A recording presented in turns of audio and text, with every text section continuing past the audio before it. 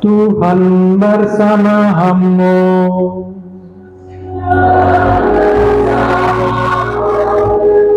Inilah Injil suci menurut Santo Matius.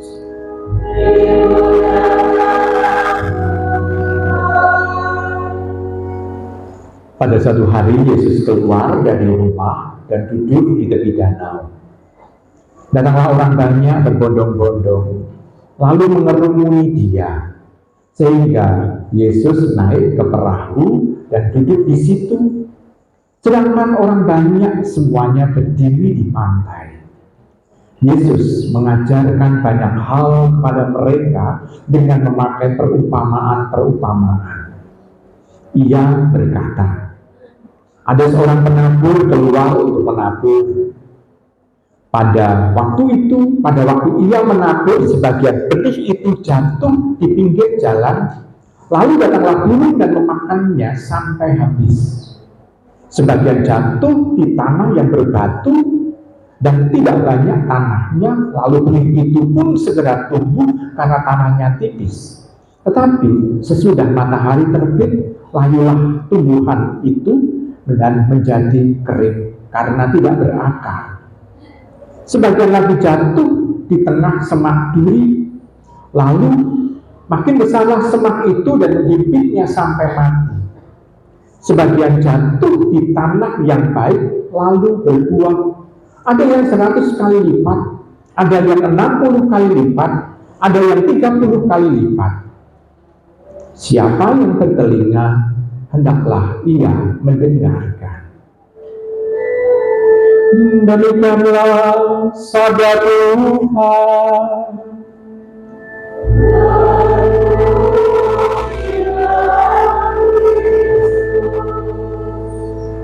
Ibu bapak, saudari-saudari yang terkasih dalam Tuhan, seperti pada pengantar awal, seolah-olah penaburnya itu kan asal nabur gitu aja kan.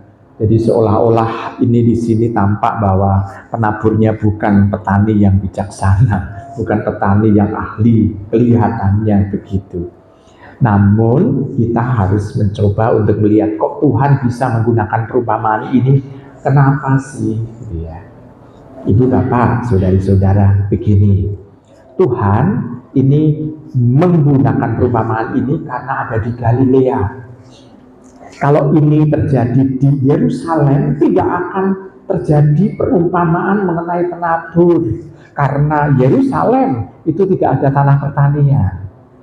Sudah mendekati gurun, ya sudah mendekati gurun. Lalu juga mendekati tanah yang berbatu, tapi pertanian nggak ada. Sedangkan tanah pertanian lebih banyak itu di Galilea. Tanahnya subur karena dekat dengan Danau Galilea. Sedangkan kalau Yerusalem itu lebih dekat dengan Laut Mati, dan Laut Mati tidak bisa menumbuh kembangkan kehidupan. Nah, pertama kita melihat di Galilea. Lalu yang kedua, cara mereka bertani berbeda dengan cara kita. Kalau kita kan bisa melihat, sebelum petani itu menanamkan padi di sawah, dia pasti menyemai di tempat persemaian terlebih dahulu. Selama ini tempat persemaian, dia menyiapkan lahannya. Lahannya dipersiapkan dengan baik, sehingga nantinya bisa ditanami dengan tanaman itu. Kalaupun misalnya itu mau ditanami dengan sayuran atau tanaman palawija, palawija, di sana tampak dia menyiapkan lahannya terlebih dahulu, lalu tidak sekedar menabur, tetapi dengan cara yang khusus. Misalnya dengan jagung, dia pasti akan melubangi terlebih dulu tanahnya, tidak sembarang menabur. Ini kan model pertanian kita zaman sekarang. Nah, kalau zaman Tuhan Yesus gimana cara menaburnya? Mereka menabur terlebih dulu di lahan yang ada, ditaburkan. Dan kalau bertumbuh, baru di sana dirawat sedemikian rupa sehingga nantinya bisa bertumbuh berkembang. Jadi lahan dulu ada, lalu ditaburkan, begitu saja. Sehingga dalam menabur itu kita bisa melihat lahannya pasti di samping jalan juga. Dan di situ ada tempat yang berbatu-batu juga. Sehingga kita bisa melihat, oh, petani ini adalah petani yang baik pula ternyata kalau kita melihat dengan pikiran seperti itu. Karena cara mereka adalah menabur terlebih dahulu. Lalu kalau itu sudah bertumbuh, baru mereka merawatnya. Sehingga bisa bertumbuh, berkembang, dan menghasilkan 30 kali lipat, 60 kali lipat, 100 kali lipat. Nah, cara pertanian model seperti itu yang berbeda dengan kita. Maka ibu bapak, saudari-saudara terkasih, kok ada yang ditaburkan benih yang jatuh di tanah, jatuh di semak berduri, jatuh juga di tanah yang berbatu segala macam, dan jatuh di tanah yang subur. Ya, karena cara mereka menanam seperti itu. Jadi ini kita bisa melihat, ini sekedar pengetahuan bahwa kita berbeda ternyata cara pertaniannya. Nah, sekarang ibu bapak, saudari-saudari terkasih dan Tuhan, lalu pesan bacaan ini apa sih untuk kita? Kita tahu bahwa yang ditabur di sini itu adalah firman, dan penaburnya adalah Yesus. Penaburnya adalah Tuhan. Jadi ditabur. Nah, sekarang bertumbuh berkembangnya tergantung dari tempat di mana firman itu ada.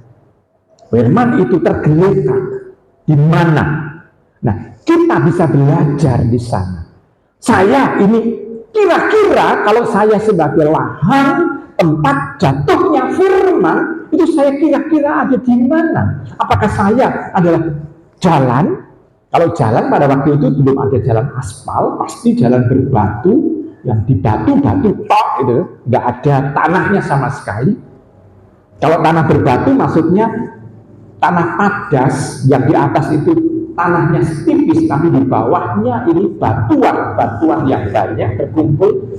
Ataukah kita adalah tempat di mana benih itu ditaburkan, firman itu ditaburkan, namun kita tidak pernah memikirkan benih itu, tetapi kita memikirkan kesibukan kita yang ada di dunia ini, sehingga firman yang sudah ditaburkan kepada kita ini terhimpit dengan kekhawatiran dan dengan ketakutan yang ada di dalam diri kita. Ataukah kita ini adalah tanah yang subur? Dan tanah yang subur itu akhirnya nanti akan diperhatikan oleh sang penabur itu sendiri, sang petani itu sendiri, untuk dirawat, untuk bisa menghasilkan buah. Jadi sang penabur ini juga nantinya akan merawat dari benih yang ditaburkan itu, kalau benih itu jatuh di tanah yang subur. Nah, ibu bapak, kita kira-kira yang mana? Nah, ini catatan yang kedua, kita bisa bertanya dalam diri kita. Catatan yang ketiga adalah begini, ibu bapak, firman itu adalah kata-kata yang keluar di ini. Bukan pertama-tama tulisan, bukan. Tapi firman adalah yang keluar dari mulut, bukan tulisan. Kalau firman yang keluar dari mulut biasanya didengar. Walaupun itu kadang-kala ya cuma sambil lalu gitu ya, angin lalu gitu ya. Tetapi kita tetap bisa mendengar. Tapi kalau tulisan kadang-kala tidak pernah diperhatikan. Buktinya, ibu bapak, dari yang datang di sini, yang kerap kalau keluar atau masuk dalam gereja itu membaca pengumuman gereja siapa yang ditempel di sana. Yang selalu membaca siapa? Ada? Enggak kan? Langsung masuk gitu aja kan? Berarti ternyata tulisan itu seringkali justru dianggap enggak ada. Buktinya lagi sekarang, anak-anak sekolah kalau libur ini membaca berapa buku? Baca buku kan? Nah, tapi main game ya. Tapi baca buku, libur itu seolah-olah adalah mengistirahatkan otak. Otak seolah-olah istirahat, parkir gitu ya. Dan seolah-olah begitu. Bener nggak? Bener nggak? Walaupun kamu yang baru aja lulus SMA, bener kamu baca buku nggak? Baca buku? Sudah. Paling nggak novel? Novel? Atau komik? Kalau komik yang dilihat gambarnya atau tulisannya? Ya, mereka hanya membaca kalau nonton film. Filmnya film luar negeri, pakai bahasa asing, bahasa Inggris paling banyak, tetapi tidak nonton gambarnya, tetapi membaca subtitlenya. Jadi nonton bioskop, nonton filmnya apa nonton tulisannya.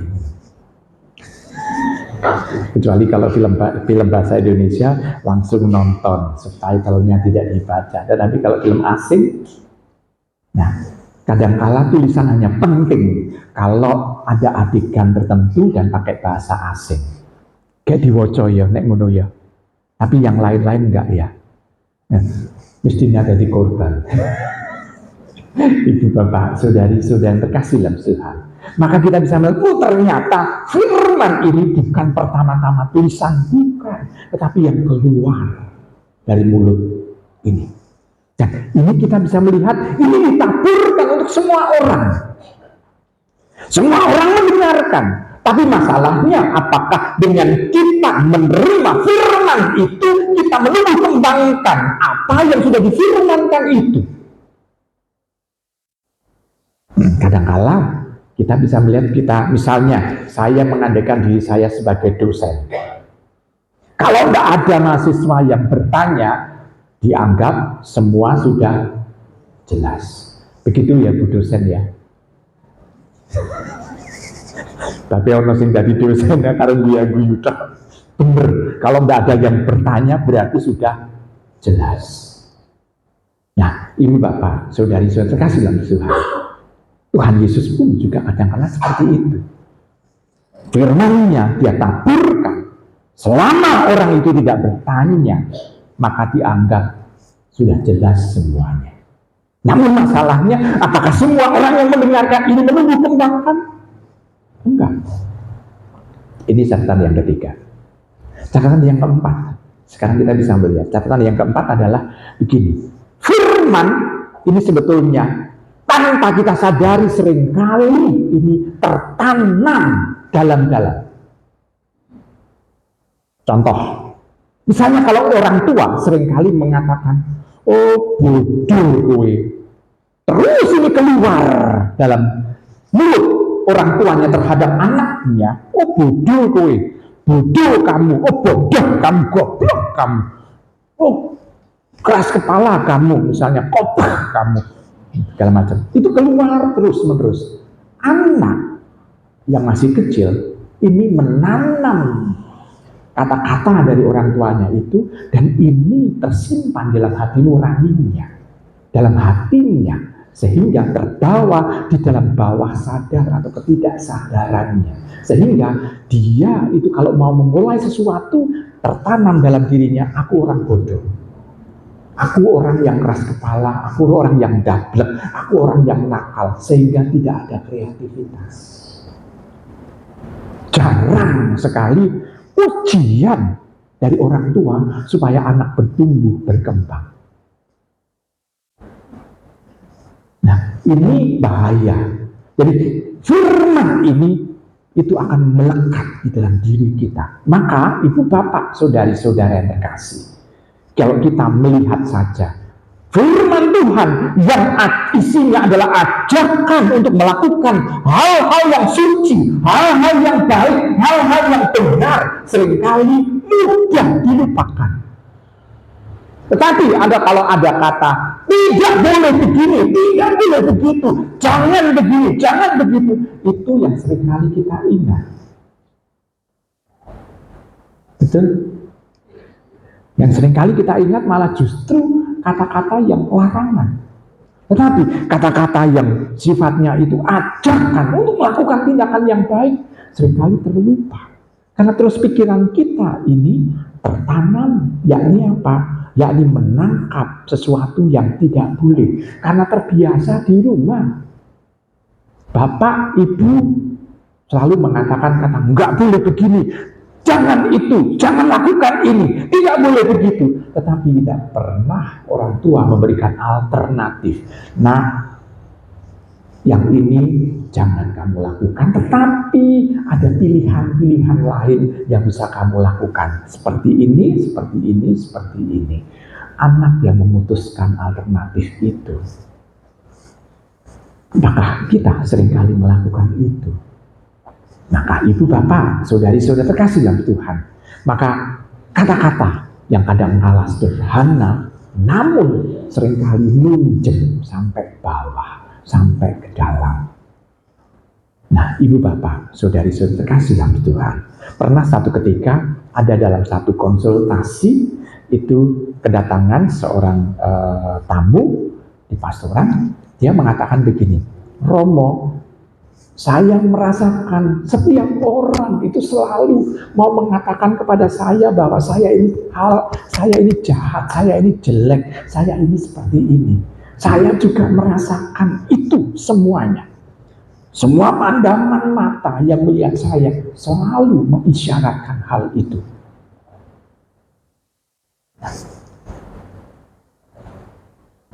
Sulit untuk bisa mengirim sampai kata bahwa enggak, tidak semua orang untuk mengatakan bahwa semua seolah-olah mengatakan bahwa oh kita ini jahat, kita ini jelek. Enggak. Dan itu untuk membalik seperti itu harus juga dengan kata-kata.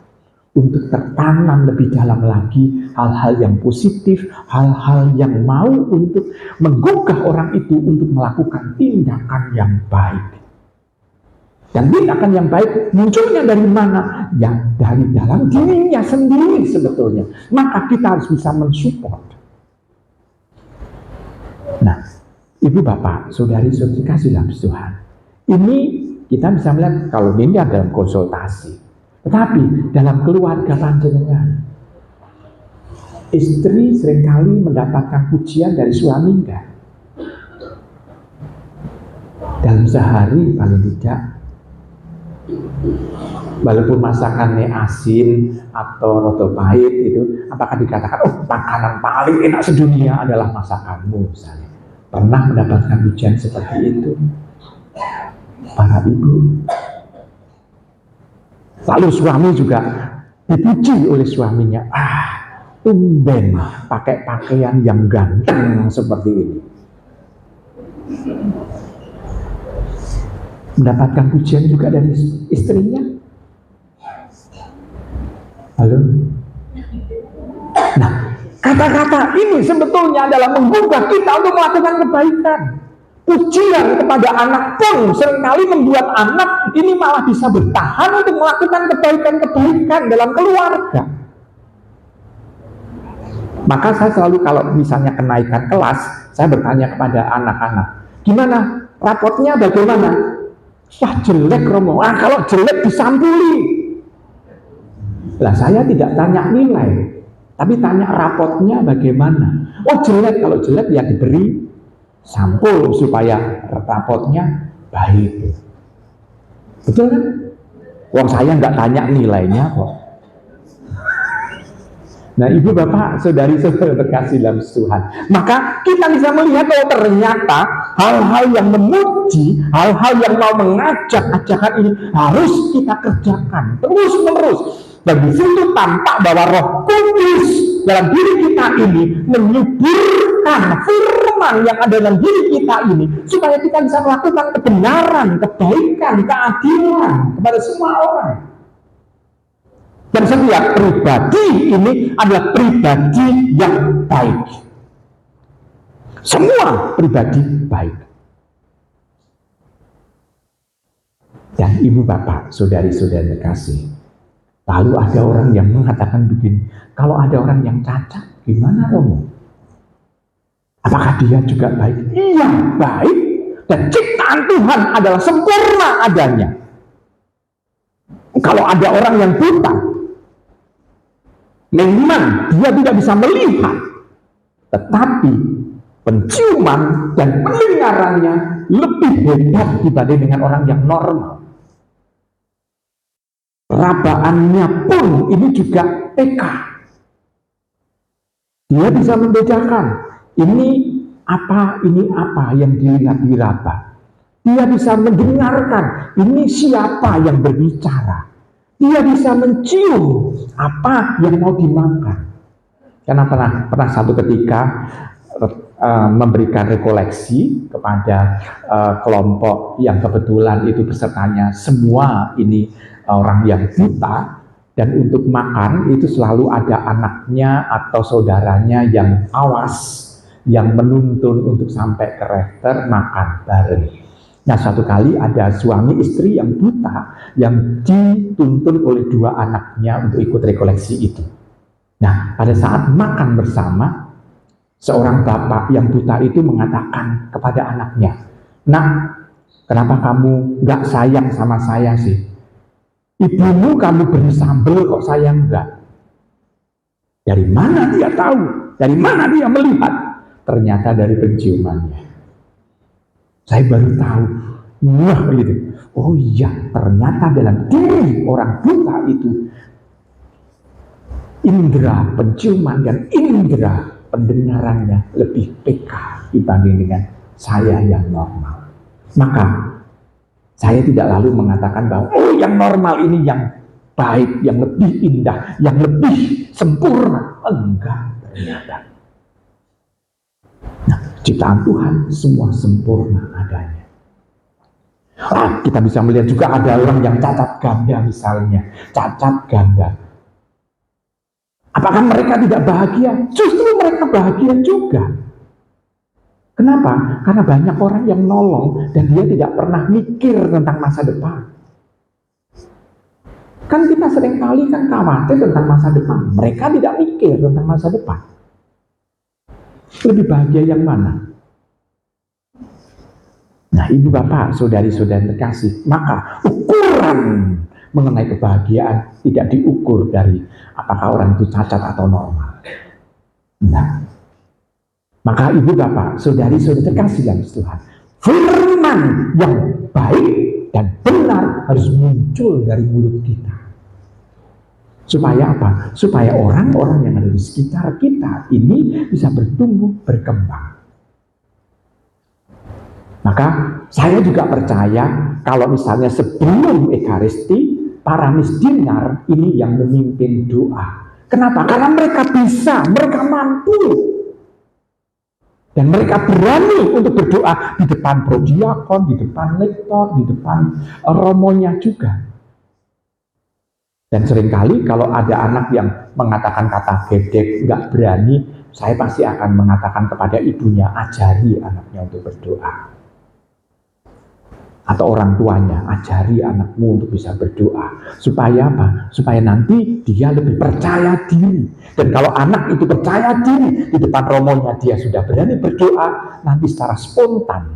Nanti kalau ada apa-apa, dia berani untuk berdoa di depan banyak orang. Nah, firman ini penting. Maka Tuhan ini mengharapkan firman yang sudah ditanam itu bertumbuh, berkembang. Saya percaya dan saya yakin bahwa panjenengan semua yang ikut Ekaristi ini pasti sudah mendengarkan firman Tuhan dan mampu mengembangkannya. Amin.